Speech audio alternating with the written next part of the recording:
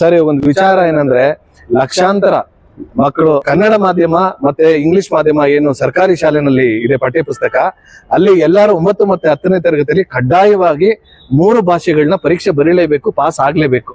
ಈ ತರ ಒಂದು ಕಾನೂನು ಇದೆ ಸರ್. ಹೌದು. ಆದ್ರೆ ಸಾವುಕಾರ ಮಕ್ಕಳು ಎಲ್ಲೋಗ್ತಾರೆ, CBSE, ICSE, IGCS ಇಂಥ ಶಾಲೆಗಳಲ್ಲಿ ಅಲ್ಲಿ ಬೇರೆ 9 ಮತ್ತೆ 10ನೇ ತರಗತಿನಲ್ಲಿ ಬೇರೆ 2 ಭಾಷೆ ಮಾತ್ರ ಪರೀಕ್ಷೆ ಇದೆ. ಇದು ನಮ್ಮ ಮಕ್ಕಳಿಗೆ ತಾರತಮ್ಯ ಆಗ್ತಾ ಇದೆ ಸರ್. ಅಥವಾ ಅದ್ರ ಬಗ್ಗೆ ನಿಮ್ಮ ಸಾಮಾಜಿಕವಾಗಿ ಮತ್ತೆ ಆರ್ಥಿಕವಾಗಿ ಹಿಂದುಳಿದಿರುವಂತ ಮಕ್ಕಳಿಗೆ 3 ಕೊಟ್ಟು ಕಾಂಪಿಟೇಷನ್ ಅಲ್ಲಿ ಕಡಿಮೆ ಮಾಡ್ತಿದ್ದಾರೆ. ಏನು ದುಡ್ಡು ಚೆನ್ನಾಗಿರುವಂತವ್ರು ICSE, CBSE ಓದ್ತಾರೆ, ಅವ್ರಿಗೆ 2 ಭಾಷೆ. ಸೊ ನಮ್ಮ ಮಕ್ಕಳಿಗೆ ತುಂಬಾ ಅನ್ಯಾಯ ಆಗ್ತಿದೆ ಸರ್ಕಾರದಿಂದ, ಕರ್ನಾಟಕದ ಸರ್ಕಾರದಿಂದ. ಸಾಮಾಜಿಕವಾಗಿ ಹಿಂದುಳಿದವ್ರಿಗೆ ಕಷ್ಟ ಆಗ್ತಾ ಇದೆ. ಅದ್ರ ಬಗ್ಗೆ ನಿಮ್ಮ ಅಭಿಪ್ರಾಯ ಏನು ಸರ್? ಎಲ್ಲರಿಗೂ ನಮಸ್ಕಾರ.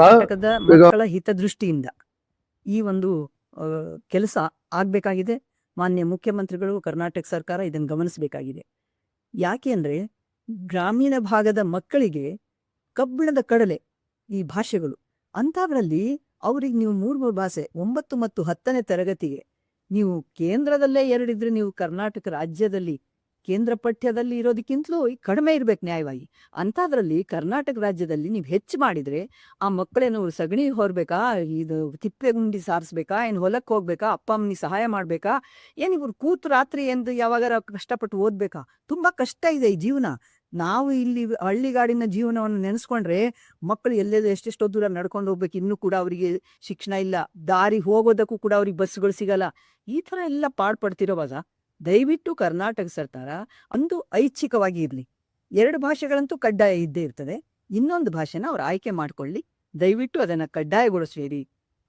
ಆ ರೀತಿಯಾಗಿ ಕೇಂದ್ರಕ್ಕೂ ಮತ್ತು ಕರ್ನಾಟಕ ಸರ್ಕಾರಕ್ಕೂ ಯಾವುದೇ ತಾರತಮ್ಯ ಇಲ್ಲದ ರೀತಿಯಲ್ಲಿ ಒಂದು ಒಳ್ಳೆಯ ಒಂದು ನೀತಿಯನ್ನ, ಶಿಕ್ಷಣ ನೀತಿಯನ್ನ ತಾವು ತರಬೇಕು. ಭಾಷಾ ಕಲಿಕೆಯಲ್ಲಿ ಮಕ್ಕಳಿಗೆ ಅನ್ಯಾಯ ಆಗೋದು ಬೇಡ, ಅವ್ರಿಗೆ ಹೊರೆ ಆಗೋದು ಬೇಡ ಅಂತ ನಾವು ಈ ಮೂಲಕ ಕೇಳ್ಕೊಳ್ತಾ ಇದ್ದೀವಿ. ಆಮೇಲೆ ಜ್ಞಾನೇಶ್ವರು ಒಂದು ವರದಿ ಕೊಟ್ಟು ಸರ್ಕಾರಕ್ಕೆ ಒಂದು ಮನವಿಯನ್ನು ಕೊಡ್ತಾ ಇದ್ದಾರೆ. ಅದು ನಮ್ಮೆಲ್ಲರ ಮನವಿ ಅಂತ ನಾನು ಭಾವಿಸ್ತೀನಿ. ಅವ್ರು ನಮ್ಮ ಪರವಾಗಿ ಅವ್ರು ಕಷ್ಟಪಟ್ಟಿದ್ದಾರೆ, ನೀವು ಕಷ್ಟಪಟ್ಟಿದ್ದೀರಾ, ಅದನ್ನ ಸರ್ಕಾರ ಕೂಡಲೇ ಜಾರಿಗೆ ತರಬೇಕು. ಇದು ಎಲ್ಲಾ ಕರ್ನಾಟಕದ ಮಕ್ಕಳ ಹಿತದೃಷ್ಟಿಯಿಂದ.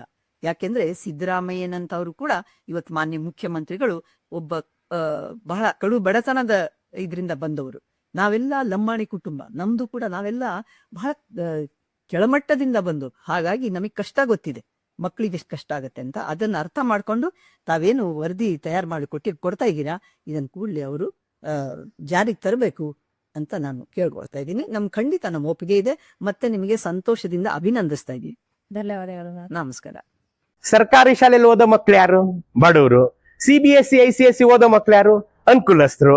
CBSE, ICSE 9ನೇ 10ನೇ ಕ್ಲಾಸ್ ಅಲ್ಲಿ ಎಷ್ಟು ಸಬ್ಜೆಕ್ಟು? 5. ಸರ್ಕಾರಿ ಶಾಲೆಯಲ್ಲಿ ಓದೋ ಬಡವ್ರ ಮಕ್ಳ ಶಾಲೆಯಲ್ಲಿ 9, 10ನೇ ಕ್ಲಾಸ್ ಅಲ್ಲಿ ಎಷ್ಟು ಸಬ್ಜೆಕ್ಟು? 6. ಯಾವ ನ್ಯಾಯ? ಒಂದ್ ಕಣ್ಣಿಗೆ ಬೆಣ್ಣೆ, ಒಂದ್ ಕಣ್ಣಿಗೆ ಸುಣ್ಣ. ಬೇಕಾಗಿಲ್ಲ.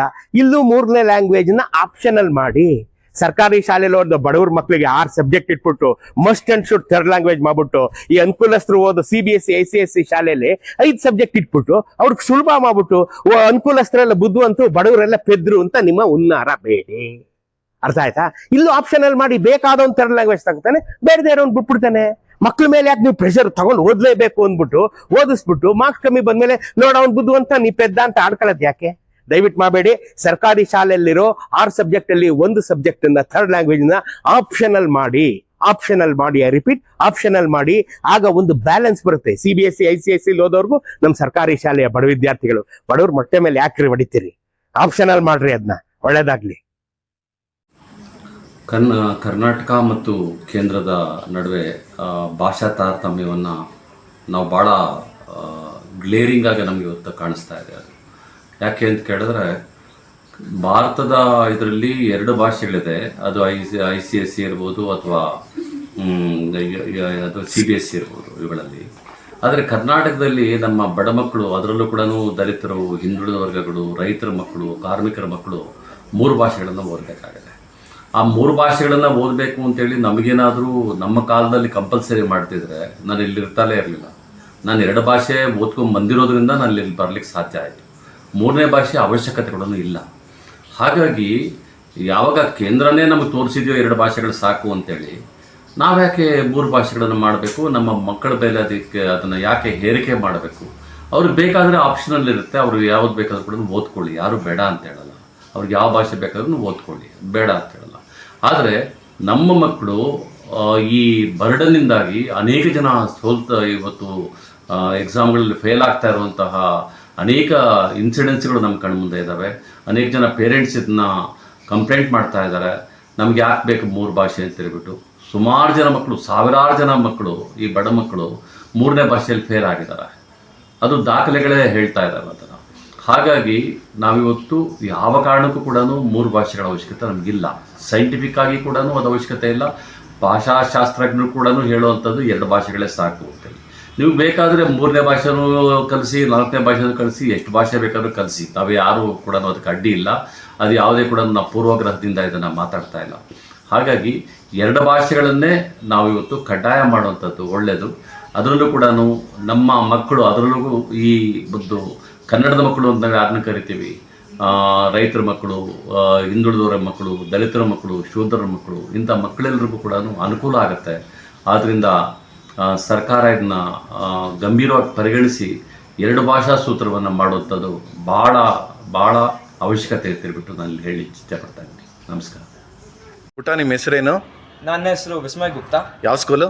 ಕ್ರಿಸಲೇಸಾಯಿ, ಬನೋರ್ಗಡ್ಡ ರೋಡ್. ಎಷ್ಟನೇ ಕ್ಲಾಸು? ಇವಾಗ 10th. ಕನ್ನಡ ಮೀಡಿಯಮ, ಇಂಗ್ಲೀಷ್ ಮೀಡಿಯಮ? English medium. ICSEನ CBSEನ? CBSE. ಇವಾಗ 10ನೇ ತರಗತಿನಲ್ಲಿ ಎಷ್ಟು ಸಬ್ಜೆಕ್ಟ್ ಇದೆ ನಿಮಗೆ? 5 ಸಬ್ಜೆಕ್ಟ್ ಟೋಟಲು. ಯಾವ್ದು?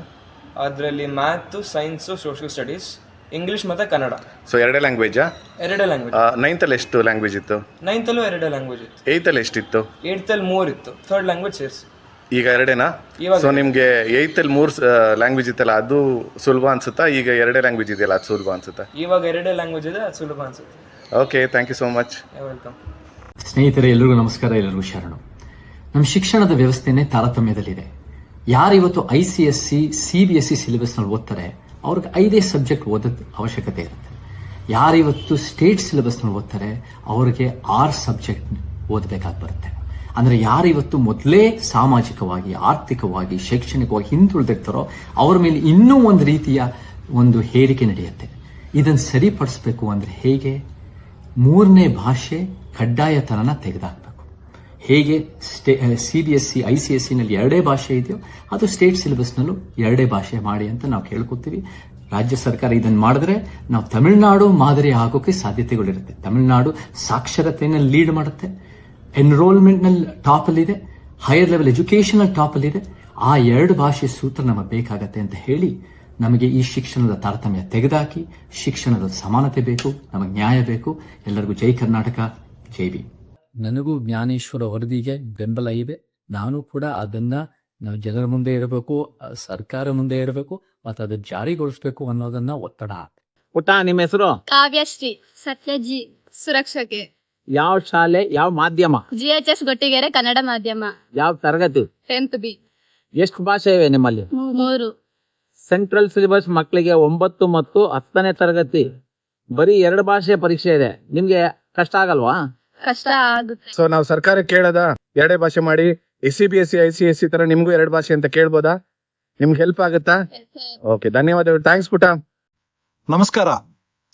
ICSE, CBSE ಮತ್ತು ಕರ್ನಾಟಕ ರಾಜ್ಯ ಪಠ್ಯಕ್ರಮದಲ್ಲಿ ಓದ್ತಿರೋ ಮಕ್ಕಳ ಕಲಿಕೆನಲ್ಲಿರುವಂತಹ ತಾರತಮ್ಯದ ಬಗ್ಗೆ ಮಾತಾಡ್ತಾ ಇದ್ದೀವಿ. ನೀವು ಗಮನಿಸಿದ್ರೆ ಕರ್ನಾಟಕ ರಾಜ್ಯ ಪಠ್ಯಕ್ರಮದಲ್ಲಿ ಓದ್ತಿರೋ ಮಕ್ಕಳ ಸಂಖ್ಯೆ 14 ಲಕ್ಷದಷ್ಟಿದೆ. ನಮ್ಮ ಮಕ್ಕಳಿಗೆ ಓದಿನಲ್ಲಿ ಹಿಂದೆ ಬೀಳ್ತಿರೋಂತಹ ಒಂದು ದುಸ್ಥಿತಿ ಒದಗಿದೆ. ಪರೀಕ್ಷೆನ ಎದುರಿಸಲಾಗದೆ ಮುಂದೆ ಓದನ್ನೇ ಅರ್ಧದಲ್ಲಿ ಕೈ ಬಿಡುವಂತಹ ದುಸ್ಥಿತಿ ಇವತ್ತಿನ ದಿನ ಇದೆ. ತುರ್ತಾಗಿ ಕರ್ನಾಟಕ ರಾಜ್ಯ ಸರ್ಕಾರ ತನ್ನ 10ನೇ ತರಗತಿಯಲ್ಲಿ ಏನು ಪರೀಕ್ಷೆಗಳಿದೆ ಅದರಲ್ಲಿ 5 ಸಬ್ಜೆಕ್ಟ್ಗಳು ಮಾತ್ರ ಇಟ್ಕೊಂಡು ಈ ಭಾಷಾ ಕಲಿಕೆಯ 3 ವಿಷಯಗಳಲ್ಲಿ ಒಂದನ್ನ ಕೈ ಬಿಟ್ಟು 2 ಮಾತ್ರ ಇಟ್ಕೋಬೇಕು. ಹಾಗಂತಂದ್ರೆ ಅಂಕಪಟ್ಟಿಯಲ್ಲಿ ಕಾಣಿಸ್ಕೊಳ್ಳೋದು 2 ಭಾಷೆಗಳು ಮಾತ್ರ. ನಿಮ್ಮ ಹೆಸರೇನು? ಅಭಿಷೇಕ್. ಆದಿತ್ಯ ಶರ್ಮಾ. ಯಾವ ಶಾಲಾ, ಯಾವ ಮಾಧ್ಯಮ? English medium, government school. ಯಾವ ತರಗತಿ? 10th C. ಎಷ್ಟು ಸಬ್ಜೆಕ್ಟ್ಸ್ ಇವೆ? 6. ಸೆಂಟ್ರಲ್ ಸಿಲೆಬಸ್ ಮಕ್ಕಳಿಗೆ ಬರೀ 2 ಭಾಷೆ ಇರೋದು, ನಿಮಗೆ 3 ಭಾಷೆ ಇದೆ, ಕಷ್ಟ ಆಗಲ್ವಾ? ನಮಗೂ 2 ಭಾಷೆ ಮಾಡಿ. ದಯವಿಟ್ಟು ನಮ್ಗೆ 2 ಭಾಷೆ ಮಾಡಿ. ತಾರತಮ್ಯ ನಿಜವಾಗ್ಲೂ ಬಹಳ ದೊಡ್ಡ ಆಘಾತ ಅಂತ ನನಗೆ ಅನಿಸ್ತಾ ಇದೆ. ಯಾಕೆ ಅವ್ರ ಮೇಲೆ ಹೆಚ್ಚಿನ ಭಾರ ತರಬೇಕು? ಯಾಕೆ ಫಲಿತಾಂಶದ ಮೇಲೆ ದುಷ್ಪರಿಣಾಮ ಬೀರಬೇಕು? ಅತ್ಯಂತ ಹೆಚ್ಚಿನ ಗುಣಮಟ್ಟದ ಫಲಿತಾಂಶನೂ ಬರುತ್ತೆ, ಜೊತೆಗೆ ಮಕ್ಕಳಿಗೆ ಹೊರೆ ಕಡಿಮೆ ಆಗುತ್ತೆ ಅಂತಕ್ಕಂಥದ್ರಲ್ಲಿ ನನ್ನ ಬಹಳ ಸಂಪೂರ್ಣವಾದಂತಹ ಸಹಮತ ಇದೆ. ಇದು ಕೂಡಲೇ ಸರ್ಕಾರ ಮನಗಾಣಬೇಕು, ಇದನ್ನ ಮಾಡಬೇಕು ಅಂತಕ್ಕಂತಹ ಒತ್ತಾಯವನ್ನು ನಾನು ಮಾಡ್ತೇನೆ. ಅದು ಜ್ಞಾನೇಶ್ವರ್ ಕೊಟ್ಟಿರ್ತಕ್ಕಂಥ ವರದಿಯನ್ನು ಸಂಪೂರ್ಣವಾಗಿ ಸ್ವಾಗತಿಸ್ತೇನೆ. ಆ ವರದಿಯನ್ನ ಕೂಡಲೇ ಸರ್ಕಾರ ಅನುಷ್ಠಾನಗೊಳಿಸಬೇಕು ಅಂತ ಕೇಳ್ಕೊಳ್ತೇನೆ. ಆ ಜ್ಞಾನೇಶ್ವರ ವರದಿಯಲ್ಲಿರ್ತಕ್ಕಂಥದ್ದು ಎಲ್ಲವೂ ಸಹ ಕ್ರಮಬದ್ಧವಾಗಿದೆ. ಅಧ್ಯಯನಶೀಲತೆಗಾಗ್ಲಿ ಅಥವಾ ಮಕ್ಕಳ ಕಲಿಕಾ ವ್ಯವಸ್ಥೆಗಾಗ್ಲಿ ಬಹಳ ಪೂರಕವಾಗಿದೆ ಅಂತಕ್ಕಂಥದ್ದು ನಾನು ಭಾವಿಸ್ತೇನೆ. ಕೂಡಲೇ ಸರ್ಕಾರ ಜ್ಞಾನೇಶ್ವರ ವರದಿಯನ್ನ ಅಂಗೀಕರಿಸಬೇಕು, ಜಾರಿ ಮಾಡಬೇಕು ಅಂತ ಆಗ್ರಹಪಡಿಸ್ತೇನೆ. ಅದು ಜ್ಞಾನೇಶ್ವರ್ ಕೊಟ್ಟಿರ್ತಕ್ಕಂಥ ವರದಿಯನ್ನು ಸಂಪೂರ್ಣವಾಗಿ ಸ್ವಾಗತಿಸ್ತೇನೆ. ಆ ವರದಿಯನ್ನ ಕೂಡಲೇ ಸರ್ಕಾರ ಅನುಷ್ಠಾನಗೊಳಿಸಬೇಕು ಅಂತ ಕೇಳ್ಕೊಳ್ತೇನೆ. ಆ ಜ್ಞಾನೇಶ್ವರ ವರದಿಯಲ್ಲಿರ್ತಕ್ಕಂಥದ್ದು ಎಲ್ಲವೂ ಸಹ ಕ್ರಮಬದ್ಧವಾಗಿದೆ. ಅಧ್ಯಯನಶೀಲತೆಗಾಗ್ಲಿ ಅಥವಾ ಮಕ್ಕಳ ಕಲಿಕಾ ವ್ಯವಸ್ಥೆಗಾಗ್ಲಿ ಬಹಳ ಪೂರಕವಾಗಿದೆ ಅಂತಕ್ಕಂಥದ್ದು ನಾನು ಭಾವಿಸ್ತೇನೆ. ಕೂಡಲೇ ಸರ್ಕಾರ ಜ್ಞಾನೇಶ್ವರ ವರದಿಯನ್ನ ಅಂಗೀಕರಿಸಬೇಕು, ಜಾರಿ ಮಾಡಬೇಕು ಅಂತ ಆಗ್ರಹಪಡಿಸ್ತೇನೆ. ಕರ್ನಾಟಕ ರಾಜ್ಯದ ಶಿಕ್ಷಣ ವ್ಯವಸ್ಥೆಯಲ್ಲಿ 9 ಮತ್ತು 10ನೇ ತರಗತಿಯ ವಿದ್ಯಾರ್ಥಿಗಳಿಗೆ 3 ಭಾಷೆಗಳನ್ನ ಕಡ್ಡಾಯ ಮಾಡಿದೆ. ಇದು ಸಂಪೂರ್ಣವಾಗಿ ಇಲ್ಲಿಯ ವಿದ್ಯಾರ್ಥಿಗಳಿಗೆ ಹೊರಲಾರದ ಹೊರೆಯಾಗಿದೆ. ಇದನ್ನ ಸಂಪೂರ್ಣವಾಗಿ ಅವರು ತಕ್ಷಣ ನಿಲ್ಲಿಸಬೇಕು. ಅದು ರಾಜ್ಯ ಭಾಷೆ ಮೊದಲನೇ ಸ್ಥಾನ, ಇಂಗ್ಲಿಷ್ಗೆ 2ನೇ ಸ್ಥಾನ, ಇದನ್ನು ಕೊಟ್ಟು 2 ಭಾಷೆಯ ಶಿಕ್ಷಣ ವ್ಯವಸ್ಥೆಯನ್ನ ಇಲ್ಲಿ ಕಡ್ಡಾಯ ಮಾಡಬೇಕೆ ಹೊರತು 3 ಭಾಷೆಗಳ ಹೊರೆಯನ್ನ ಹೇರುವುದು ಸರಿಯಲ್ಲ. 3 ಭಾಷೆಯನ್ನು ಹೇರಬೇಕು ಅಂತ ಹೇಳುವ ಕೇಂದ್ರ ಸರ್ಕಾರ ತನ್ನ ಉತ್ತರ ರಾಜ್ಯಗಳಲ್ಲಿ ಯಾವ ರಾಜ್ಯದಲ್ಲಿ ದಕ್ಷಿಣದ ಕನ್ನಡ, ತಮಿಳು, ತೆಲುಗು, ಮಲಯಾಳಂ ಭಾಷೆಯನ್ನ ಹೇಳ್ಕೊಳ್ತಾ ಇದ್ದಾರೆ, ಎಲ್ಲಿ ಬೋಧಿಸ್ತಾ ಇದ್ದಾರೆ ತಿಳಿಸಿ. ಅವ್ರಿಗೆ ಒಂದು ನಿಯಮ, ನಮಗೆ ಒಂದು ನಿಯಮ. ಇದರ ಉದ್ದೇಶ ಏನು? ಅವರು ಈ ಮೂಲಕ ದಕ್ಷಿಣದ ರಾಜ್ಯಗಳನ್ನ ತಮ್ಮ ಕೈ ಕೆಳಗಡೆ ಇಟ್ಕೊಳ್ಳಿಕ್ಕೆ ಹೊರಟಿದ್ದಾರೆ. ಇದು ಸಂಪೂರ್ಣವಾಗಿ ಪ್ರಜಾಪ್ರಭುತ್ವಕ್ಕೆ ವಿರುದ್ಧವಾದದ್ದು. ಮಾನವ ಸಮಾಜಕ್ಕೆ, ಸಮಾನತೆಗೆ ಸಂಪೂರ್ಣವಾಗಿ ವಿರುದ್ಧವಾದಂತ ನಿಲುವುದು. ಇದನ್ನ ನಾವು ಸಂಪೂರ್ಣವಾಗಿ ಖಂಡಿತವಾಗಿ ವಿರೋಧಿಸ್ತೀವಿ. ಈ ಸಂಬಂಧವಾಗಿ ನನ್ನ ಮಿತ್ರರಾದ ಶ್ರೀಮಂತ್ ಜ್ಞಾನೇಶ್ ಅವರು ಕರ್ನಾಟಕ ಭಾಷಾ ನೀತಿ ವರದಿ 1 ಇದನ್ನ ಸರ್ಕಾರಕ್ಕೆ ಸಲ್ಲಿಸಿದ್ದಾರೆ. ಕೂಡಲೇ ಜಾರಿ ತರಬೇಕಂತ. ಸ್ನೇಹಿತರೆ, ಭಾರತದಾದ್ಯಂತ ಎಲ್ಲ ಸ್ಪರ್ಧಾತ್ಮಕ ಪರೀಕ್ಷೆಗಳು ಇಂಗ್ಲಿಷ್ನಲ್ಲಿ ಬರೆಯಬಹುದು. ಈಗ ಕನ್ನಡದಲ್ಲೂ ಸಾಕಷ್ಟು ಪರೀಕ್ಷೆಗಳು ಬರೆಯಬಹುದು. ಆದುದರಿಂದ ನಮ್ಮ ಕರ್ನಾಟಕ ಶಿಕ್ಷಣ ಪಠ್ಯಕ್ರಮದಲ್ಲಿ ಓದುತ್ತಿರುವ ಮಕ್ಕಳಿಗೆ 3ನೇ ಭಾಷೆಯ ಅನಿವಾರ್ಯತೆ ಈ ಒಂದು ಆಂಗಲ್ನಿಂದ ಬೇಕಾಗುವುದಿಲ್ಲ. ಆದುದರಿಂದ 3ನೇ ಭಾಷೆಯನ್ನು ಕಡ್ಡಾಯವಾಗಿ ಕಲಿಸುವುದು ಮತ್ತು ಪರೀಕ್ಷೆಯನ್ನು ಕಡ್ಡಾಯಗೊಳಿಸುವುದು ಅನಿವಾರ್ಯತೆ ಅಲ್ಲ. ಗೆಳೆಯರೇ, ಕೇಂದ್ರ ಪಟ್ಟಿ CBSE, ICSE, IGCS ಈ ಪಠ್ಯಕ್ರಮದಲ್ಲಿ ಕನ್ನಡ ಈಗ ಕಡ್ಡಾಯವಾಗಿದೆ. 1ನೇ ತರಗತಿಯಿಂದ 10ನೇ ತರಗತಿಯವರೆಗೂ 1ನೇ ಅಥವಾ 2ನೇ ಭಾಷೆಯಾಗಿ ಕಡ್ಡಾಯವಾಗಿ ಕಲಿಯಲೇಬೇಕು. ಇದೇ ರೀತಿ ಕೇಂದ್ರ ಪಠ್ಯಕ್ರಮದಲ್ಲಿ ನಮ್ಮ ಕರ್ನಾಟಕದ ಇತಿಹಾಸ, ಭೂಗೋಳ ಮತ್ತು ಇತರ ಸಾಮಾಜಿಕ ವಿಚಾರಗಳ ಒಂದು ಪೋರ್ಷನ್ ಅನ್ನು ಕಡ್ಡಾಯವಾಗಿ ಸೇರಿಸಬೇಕು ಎಂದು ಹೊಸ ನಿಯಮ ಕರ್ನಾಟಕ ಸರ್ಕಾರವು ಮಾಡಬೇಕಾಗಿದೆ ತುರ್ತಾಗಿ.